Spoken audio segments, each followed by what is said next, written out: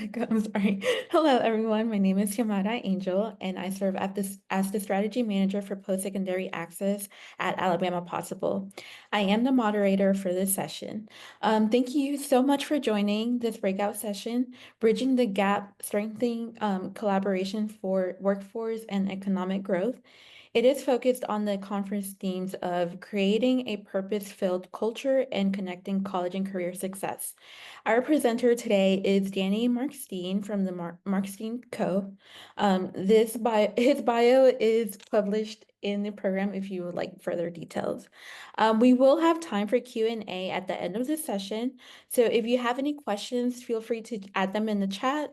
When you do exit the session towards the end, you will be asked to complete a brief survey that will appear on your browser.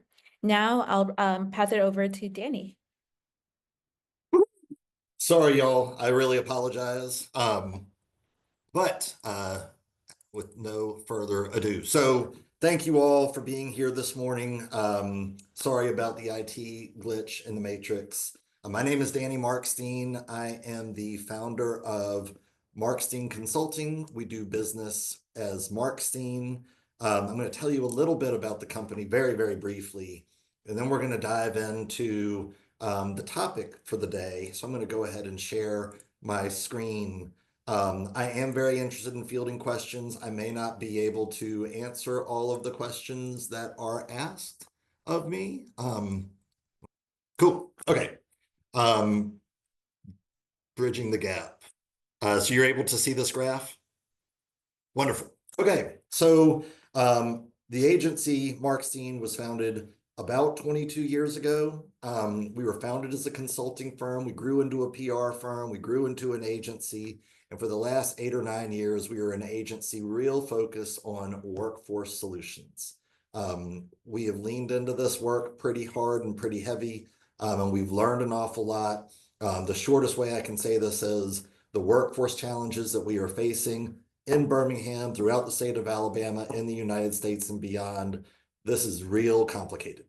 And my personal feeling is we are late to trying to solve this problem that we've seen coming for a very long time. We're just not prepared. So a little bit of background, much of this you may already know. Our nation's gross domestic product is just not going to grow very fast over the next 5 years. At the same time, workforce participation, which peaked around 2000, has been sliding since 2008, and by 2030 is expected to be at 60%. That is a scary number.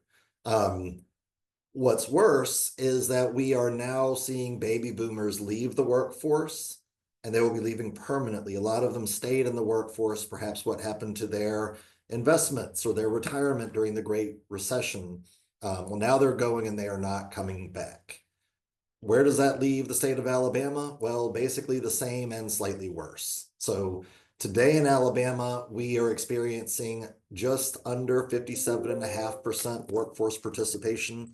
We are a relatively small state from a population perspective, and we do not experience much population growth. In fact, since 2020, more people in the state of Alabama have passed away than have been born.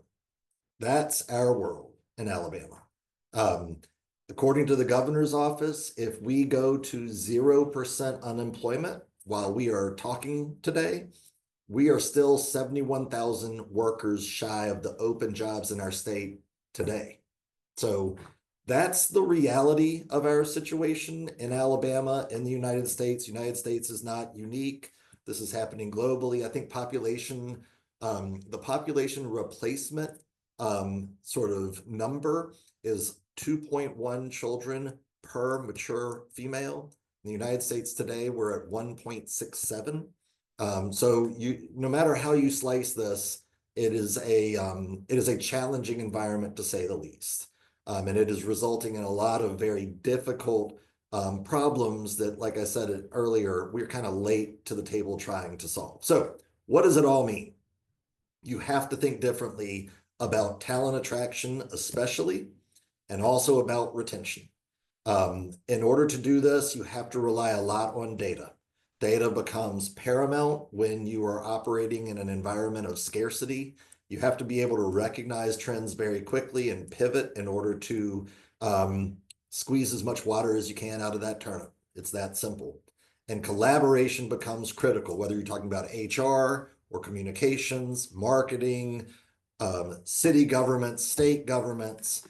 I'm very encouraged that Alabama has launched the Alabama Department of Workforce. I wish it had happened 10 or 15 years ago, but we are here, and that's a huge step. I think there are states all over the country trying to solve this problem. And at least for some of those states, the people of Alabama are part of their solution. So in order to have a real conversation about this challenge, we have to start from the truth. And the truth is we have a scarcity of human resource. That's just what it is.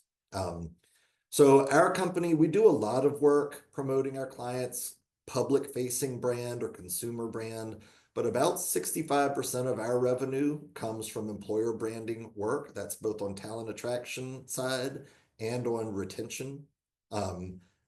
Today, I'm really going to talk more about talent attraction and the collaboration necessary to make that happen. We do this work in a lot of environments, industries like transportation, healthcare, manufacturing, and skilled trades. We do this for state and government and local agencies. We do this with professional services firms and industries. So again, the short story here is everyone has this problem. Everyone is competing on a certain level for the same people. And those industries and employers who do this better than others are going to win. It's that simple. This is a rob Peter to pay Paul type circumstance. So with that background, our entry point to this work was building it together. This was back in 2015, 2016.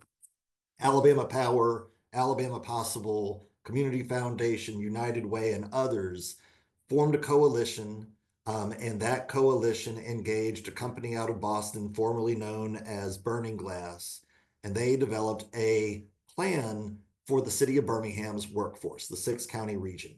And this is all old data. We fortunately got to sort of brand the report and communicate it to the community. And, you know, the findings were really interesting. And I ask you all, are we much different today? But the findings were first, we are misaligned. And what they meant by misaligned is our business community, our education community, and our economic development communities are all doing great things, but they're not working together the way that they would to optimize the results and the benefits of their collaboration. So we are misaligned. We're not doing that. And it's contributed, not the only reason, but it's contributed to gaps in executive and middle management.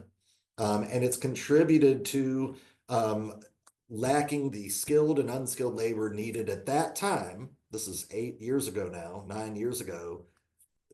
We lacked the skilled talent and unskilled talent relevant or necessary at that time to deliver on the needs of the business community. So they identified these 4 areas: engineering and production, information technology, business and financial operations, and healthcare as the priority verticals for our community. I would say these are probably all still relevant, perhaps to varying degrees. I think biotech has really emerged over the last, 10 years in Birmingham. I think for all of these, what is very clear is we have a long way to go.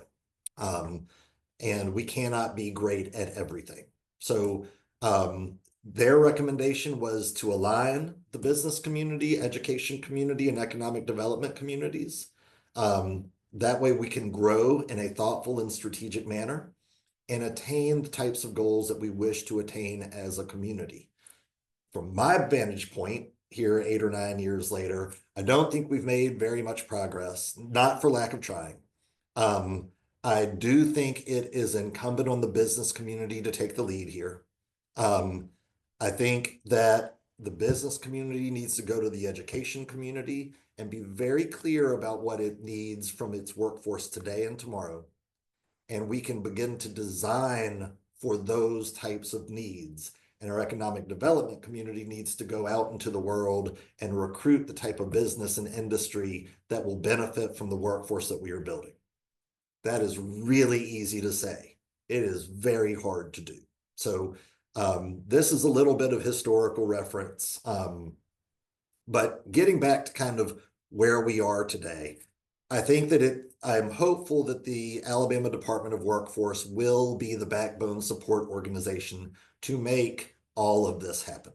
But it will not happen without the business community taking a leadership role, the education community taking a leadership role, but they really need to be brought to the table, in my opinion.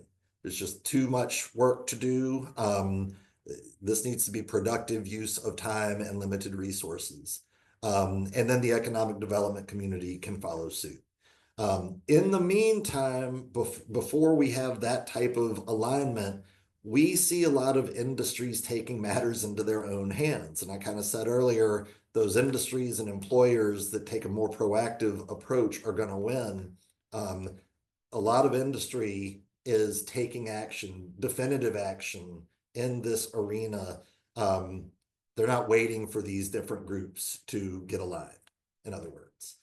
So I'm just going to show a few examples, and I can go as long as we want. So I have several examples to show, but I'll unpack some of this so you get a sense for what different industries are doing and how they're thinking about just the talent attraction piece. A lot of this is about creating pathways to jobs and careers.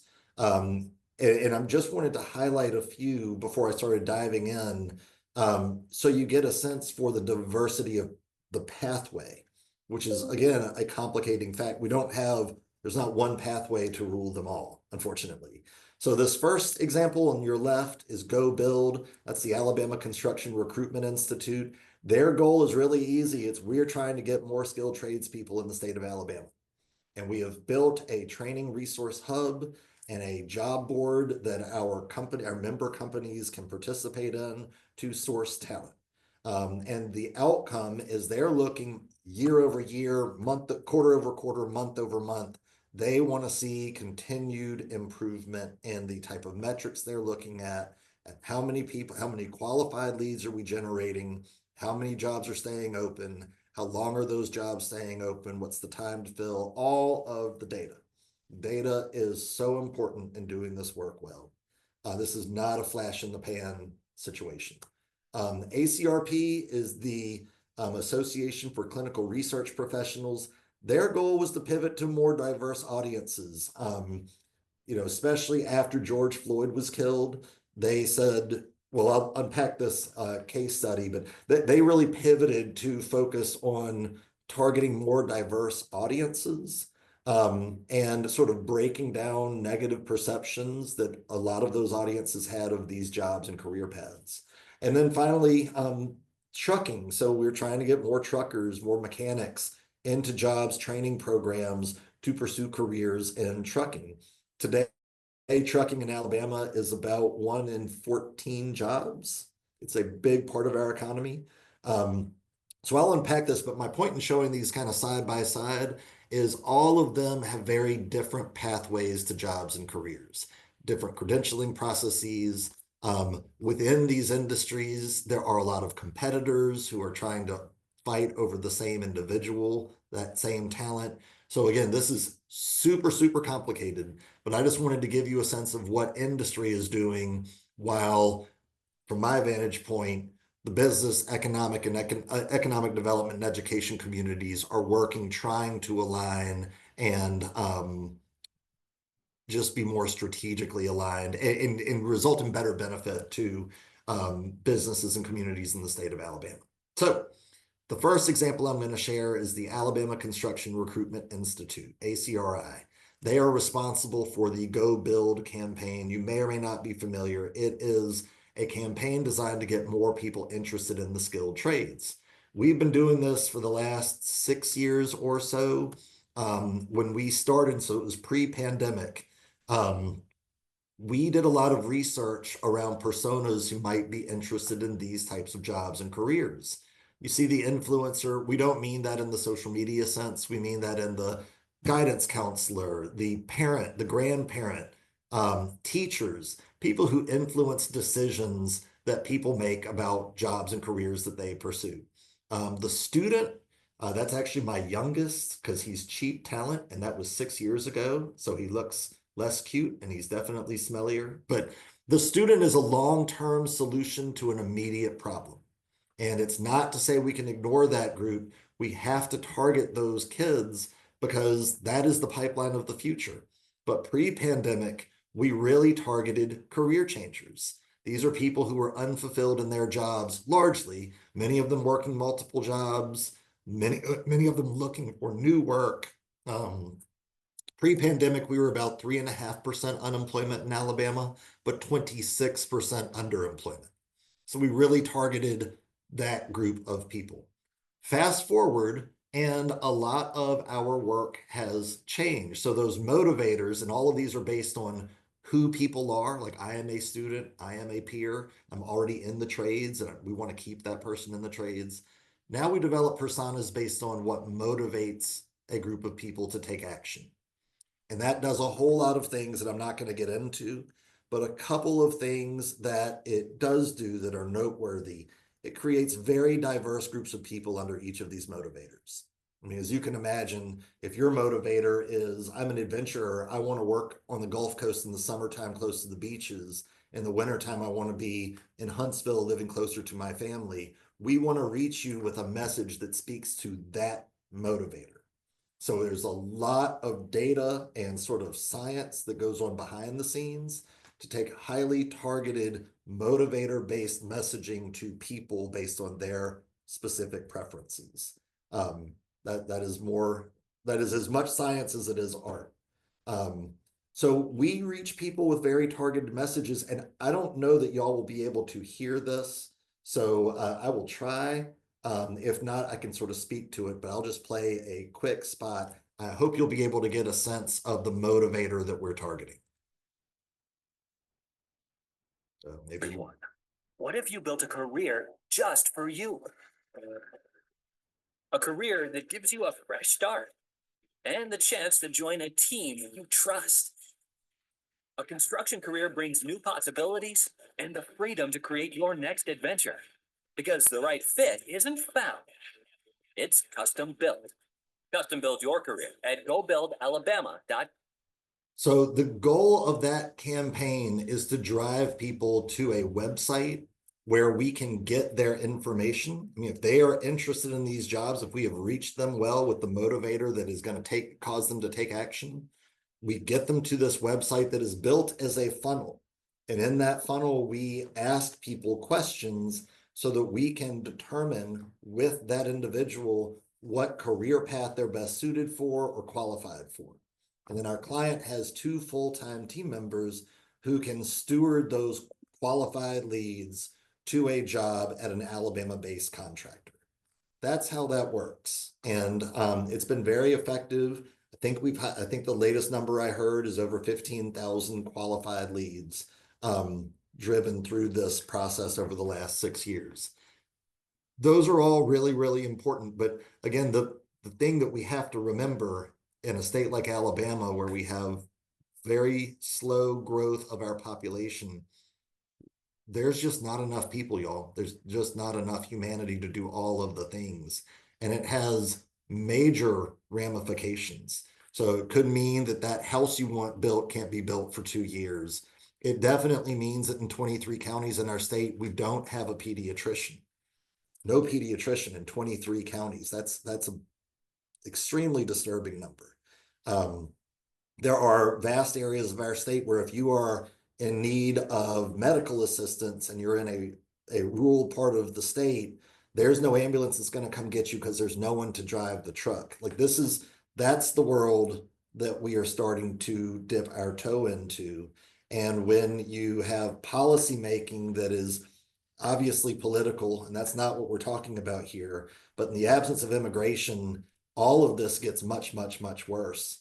According to the stats that I saw most recently, if you take immigration out of the picture by 2033, our population in our country is declining. So you just think about what all of this means. if you were living in communities that are a bit more isolated. It's really challenging. So another example is national tank truck carriers. Tankers move liquid freight. Sometimes that freight is hazardous. It is always heavy loads. So you have to be older, got to be at least 26 years old to be a tank truck driver. You have to have a spotless record. You are subject to a lot of, there's just a lot that goes into being a tank truck driver. We think of them in a lot of ways as sort of the Navy SEALs of trucking. Again, in our state, trucking represents about 1 in 14 jobs, 1 in 15 jobs. That's a really big number. Before we started working with National Tank Truck, we did a lot of work with the Alabama Trucking Association. This campaign was initially designed to attract diesel technicians and CDL drivers in the state of Alabama. And the goal was not to get people to apply for a job. The goal of this campaign was to get people to register for a credential at a community college and then coming out with that credential, they could get a job as a CDL driver or a diesel technician. And we got deep, deep, deep in the weeds, like different companies referred to different jobs with different vernacular. It just caused a lot of confusion. And that's not unique to trucking in any way. But this campaign allowed for the development of a lot of shared nomenclature. There was already a lot in the industry, but to get even more detailed, this was really interesting. They didn't have enough budget for us to do more than do the research necessary to build the campaign and push it out for a 4-month period in 2 regions of the state. And so we designed, working with them, a program called the Titans. For $5,000 a year, for a minimum of 3 years, you can be a Titan of Alabama trucking. So it's not a whole lot of money for most of these employers. And as a result of that investment, this work goes on. You get a pretty lapel pin or a badge for your website. But more importantly, we're going to feature your people in the creative, which has real morale boosting benefits. So National Tank Truck Carriers saw that work. And I just want to unpack this a little bit as a juxtaposition to ACRI and Go Build. So you'll see the personas that we kind of landed on for tank truck. The provider, that's an individual who wants to be home with his or her family at the end of the day. There are a lot of misperceptions in the industry that tankers are on the road all the time. And that's just the opposite really is true. So a lot of this work is as much to get someone to consider a job as it is to improve awareness and dispel myths that are not accurate about these jobs and career paths. And there are a lot of them. The initiated, we've learned that a lot of people coming out of law enforcement or military backgrounds transition really, really seamlessly into jobs in tank truck driving. So we want to target those people, again, with messaging that speaks to their motivator, what makes them tick. And this is, I really thought this was a smart solution. So I hope the audio comes through on this one too. Opportunity is calling to join an elite team carrying what matters. After being a hero for your country, become a hero on the highway. What if you were meant for something bigger? A career that puts you in the driver's seat and an office with the best views in the country. It's time to shift your perspective. See yourself in a tank truck by visiting gotanktruck.com. So, we reached directly. That was an example of 2 of those motivators. Obviously, the initiated, we talked a lot early on with our client about what is inside a tank truck. And there's any number of things. I mean, it's potable water. It is orange juice. It is gas. 68% of the communities in our state are served exclusively by truck, which means if there aren't people to drive these trucks, you do not have the goods that you need to live your life. Full stop. So we really target people based on what motivates them to take action. And so what's inside that tank truck is a hero, because that hero is bringing those much needed necessities, commodities into those communities so that people have the things that they need to live their lives. So I found this to be a really cool solution. Now, the purpose of this campaign, unlike Alabama Trucking, is not to get people to get a credential. We're targeting people who already have their CDL. These are already truckers. And we're driving them to a website where they're invited to join the elite. Part of the process is helping folks understand, what does the truck of the future look like? Because I suspect all of you have heard the impact of AI and at what point will commercial fleets be just driving themselves. I'm here to tell you, especially when you start talking about urban environments, 15 plus years, it's just very, very complicated, obviously. So, and even when there are commercial fleets that are autonomous, there's still the role for a human on that truck. There's an upskilling process, there's a different skill set that will be required, but we want to communicate that message. But what was so cool about this work is we built a solution with our client that allows interested drivers through their website to access a map where they can apply for a job at a member company close to where they live or where they want to live. And I mean, I don't know, we sort of, obviously we geek out on all of this, but that's a really elegant solution to the problem that they're trying to solve. I think in the first 6 months, we drove over 5,000 people to member company websites who applied for jobs. And one of the things that they would never say, but I do all the time when talking with our team, part of the coolness of this solution is that it is punitive to non-members. So this is an incentive for a non-member to join this association, because if they don't do that, they're missing out on this potential benefit to their enterprise. So I hope you start to see how, I mean, these are natural competitors who are getting together and saying a rising tide will lift all ships in our industry. I mean, truckers will leave their employers for a few pennies, extra few pennies a mile, real quick. And so it's very meaningful to us anytime we work with an association or an industry coalition. Like, that's what the members have decided to do. And I just think there's something kind of beautiful about that. But Forestry Works, just another example. The Alabama Forestry Association is a very progressive and productive organization. About 40% of our nation's forestry products comes from the southeastern United States.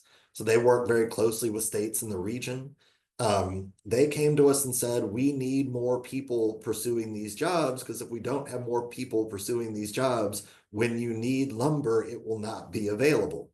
And that's not a good solution. So we designed, and I won't go as deeply into these last few examples, but you can start to see where the motivators that we were targeting shook out. Like, someone who is really interested in building for the future, we want to target that individual with the message that causes him or her to take action. Or someone who's looking for a career to support a family, we want to target that person. And someone who just this is about them. I'm just interested in working outdoors and working with my hands. This is a great field for you. They wanted us to build a job board that brought people to their member companies, but they also wanted to be able to license that job board to other states. They wanted to recoup some of their investment in this type of campaign. They're never going to recoup it all on a dollar per dollar level, but calculating return on investment is important. And if we can build a solution that allows them to license it to other places to generate a little bit of revenue, that's a positive thing. So that is another example. And again, forestry in Alabama, it may not be quite as prolific as trucking. I think it's probably right behind trucking. Maybe 1 in 16 jobs in our state is related to forestry. These are big numbers. Healthcare is another real predicament. I mentioned earlier, we have 23 counties in the state without a pediatrician. I mean, just the more time I spend thinking about that and saying that, just the more it bothers me. But Good Jobs is a national program, a federally funded program, at least in part, that is designed to bring more people, particularly disenfranchised communities, into jobs and careers in healthcare. And we're working closely with the city of Birmingham to do this work. And we built a lot of personas that I just wanted to give a slight nod to how deep these personas go.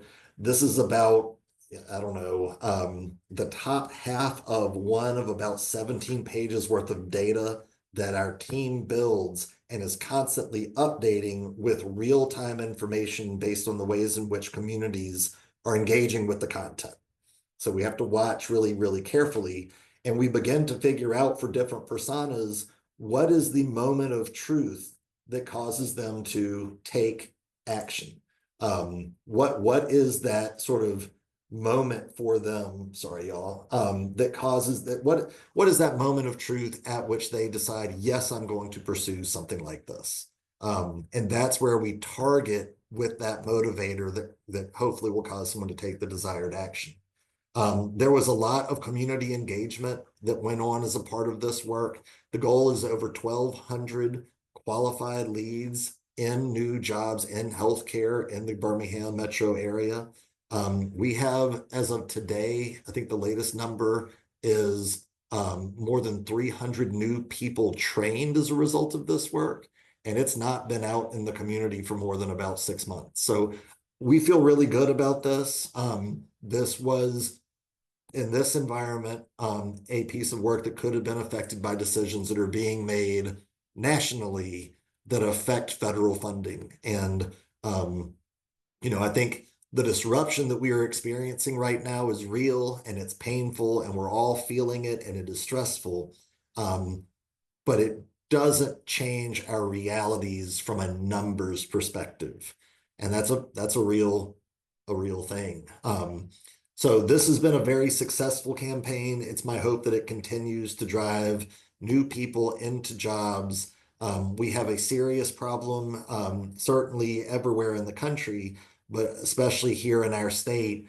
You hear about nursing shortages because it gets a lot of traction.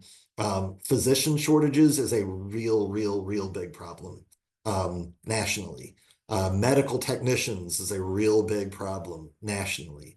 And it's, you look at some of our rural hospitals, you see beds starting to go away, you see hospitals starting to go away, you realize that large communities have to travel further for the medical needs that they may have. And with more and more closings of these types of facilities, we're just less able to offer the care that our constituents need in the state of Alabama. What's really scary about that is from a healthcare outcomes perspective, we are among the most in need. So that's an unfortunate twist. ACRP is another healthcare example. And this one I like very much because it preceded the pandemic and I think it's kind of cool. But ACRP is the Association for Clinical Research Professionals. This is not trying to recruit people for jobs in labs with lab coats on. We're trying to recruit people to manage clinical trials out in the field. There's a real shortage. It is a real problem. It creates an awful lot of additional costs when clinical trials can't be completed in a timely fashion. So ACRP came to us back in early 2018. They said, we have a real problem. We need a solution and we want to act quickly. So we designed a campaign after doing a lot of research. We targeted college kids, pre-med track, who, for whatever reason, and there are a lot of different reasons, chose not to pursue a career in medicine. That could be a family change. That could be an aversion to the material that you have to go through. It could be, fear or inability to stay in school as long as a lot of these jobs require to get degrees. So we targeted college kids, pre-med track, with messaging that spoke to what motivated them. We knew about these folks. They're passionate about the sciences. They wanted to improve the community. These are people who want to engage with other humans. These are people-friendly human beings. And we targeted them with creative that spoke in a language that they're familiar with, in this case, the elementary table. So that work went live in 2019 in Miami as a Spanish First campaign and in the Research Triangle of Carolina. And that pilot yielded a lot of data that we used before rolling it out across 10 metro markets nationally. So that rollout happened in 2019. In comes 2020. Then comes the pandemic. And then George Floyd is killed. And it was kind of like bam, bam, bam. And our client called us, after we were all reeling in those moments. Our client called and said, look, we are lily white, and that's bad because we are clearly not creating pathways for access to disparate communities. It's not doing it. So we're, shame on us from a DEI perspective. Shame on us. We have not done what we needed to do. And they said, in a less altruistic way, the bottom line here is there are not enough white folks interested in these jobs. And if we don't have people of color managing clinical trials, we will not have people of color participating. That defeats the whole point. So we were able to pivot extremely fast and say, look, these types of groups in New England responded best to this particular motivator, where in California, it was this motivator. The Gulf Coast, this motivator. It's the ability to reach audiences with messages that speak to them, not at them, but to them and with them, and make it easy to connect and easy to access, whether it's educational milestones or applying for jobs directly or anything in between. That's kind of what this work was built to do. So I'm really proud of that example, especially. One that's in the news a lot, so I thought I would include it here, and this might be the last example. The Airline Pilots Association was the backbone support organization for a coalition called Aviation Works for You. We hear a lot about pilot shortages. I bet everybody on this call has heard pilot shortages in the news. In the last 6 months, we've probably heard a lot about air traffic controllers, a shortage of those too. There's a shortage of mechanics. There's a shortage of engineers, baggage handlers, ticket counter workers. I mean, there's a shortage of everything, y'all. There's not, no industry is immune. So they wanted to target younger audiences, younger demographics, because for a lot of those jobs, particularly pilots and air traffic controllers, if you don't reach them till college, you're not too late, but you're almost too late to really get them engaged and into these careers. So we designed for them a lot of different things, but just to reach a younger audience, I wanted to highlight a couple. This is basically a passport. And this client sort of activated a lot of events in different places. It was the National Mall, it was Central Station in New York. So they activated events, including their own industry event, which takes place in Oshkosh, Wisconsin. Y'all, for 1 week, there's an airport in Oshkosh, Wisconsin that is the busiest airport in the world. And it is crazy. There are, I think in that week, something like 600,000 people descend on Oshkosh, Wisconsin. It's pretty, but anyway, I digress. So we designed this passport so that when you show up at one of these events, these experiential events, you experience being inside of an engine or talking with a pilot, whatever you experience, and you can sort of get a sticker for each of these different boxes. But that whole passport opens up to reveal a really cool poster. And the hope was after a kid goes through this experience, he or she then takes the poster home, puts it up in his or her bedroom. But these were activated, like I said, at events where a kid could walk into an engine compartment or walk into a cockpit and learn about how cool these instruments are. But then the challenge was, all right, these events are great, but we are kind of one at a timing it here with events. They're very expensive to produce, and we only get a small number of people through these experiences at a time. So we designed, this is Google Cardboard. This was some years ago we did this. I think at the time, these were about $1.90 a piece. So for $1.90 in a smartphone, you can put a kid in a public school, urban environment who's never been to an airport inside of an engine compartment. or inside of a cockpit, hearing a pilot and co-pilot talking and watching them interact with the components. Since that time, it's become the actual cardboard itself hasn't gotten much cheaper, but the technology to power it, so to speak, really has.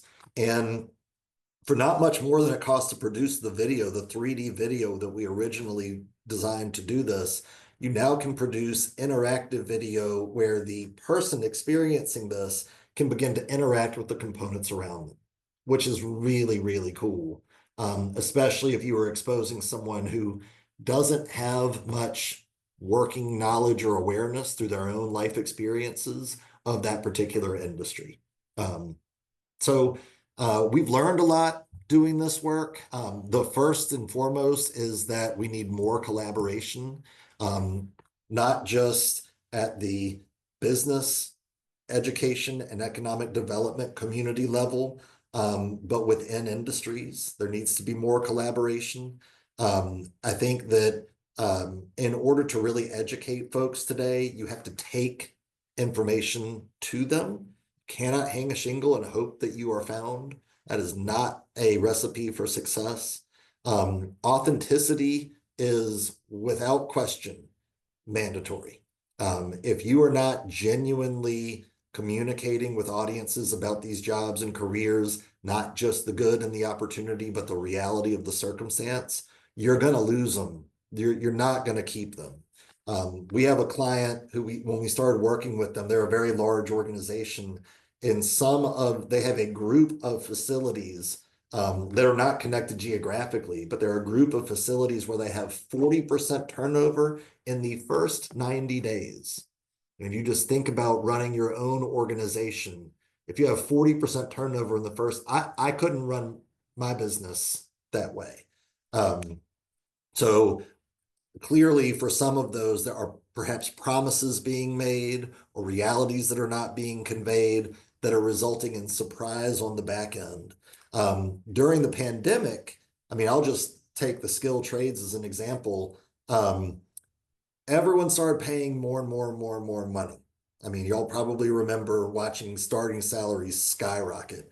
Well, in the trades, we saw 14 consecutive months of 5% month over month increases in salary starts. That's not sustainable because at a certain point, the contractor can't pay for it because they can't pass that cost on to their clients. So money alone, and that was all of that run up led to what is commonly referred to as the Great Resignation. So people were bouncing around, perhaps motivated by the most money, but the reality in each of our lives, I mean, we all want to make more money. There's no one on this call who I think would say no if offered more money to do the same job. But there are a lot of other things that you consider when you think about a job. How do I get to and from that job? What are my childcare opportunities if I take that job? So authenticity is really, really important. We're talking today about collaboration and data. In the absence of data, none of this work matters. It is all flash in the pan. It is impossible to measure what you're doing in the absence of data. I'll just touch on a few other things that I think are important and perhaps lessons that we've learned that we didn't always consider. I've sort of harped on authenticity. Millennials are a massive population. As boomers continue to exit the workforce, millennials are becoming increasingly the largest population in the workforce. Younger generations are looking to them.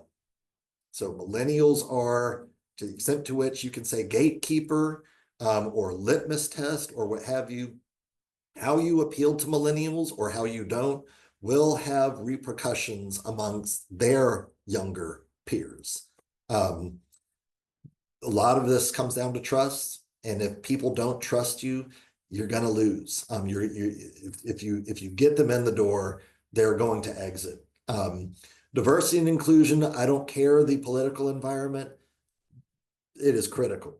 It is critical that we think differently about how we go after people, who we go after. Pre-pandemic, we had an abundance in our state of underemployed individuals. Today, we have an abundance of people who are on the sidelines. How do we get those people back? For a lot of people in our state, the cost of getting a job relative to childcare is so high that it is less expensive or less burdensome not to work. And that's a unique challenge that we have in Alabama because the cost of living is very low here. We also don't pay a lot of money here. We are it's really easy to understand when you think about your own life, but we are the sum of all of the collective decisions that we have made over the course of our lives.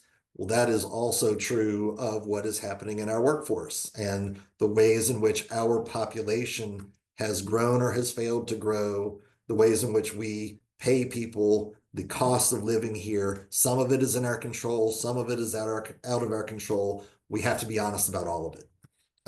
So that's really all I had to share today. I know it was a lot, but I just wanted to give a sense for who we are and what we do.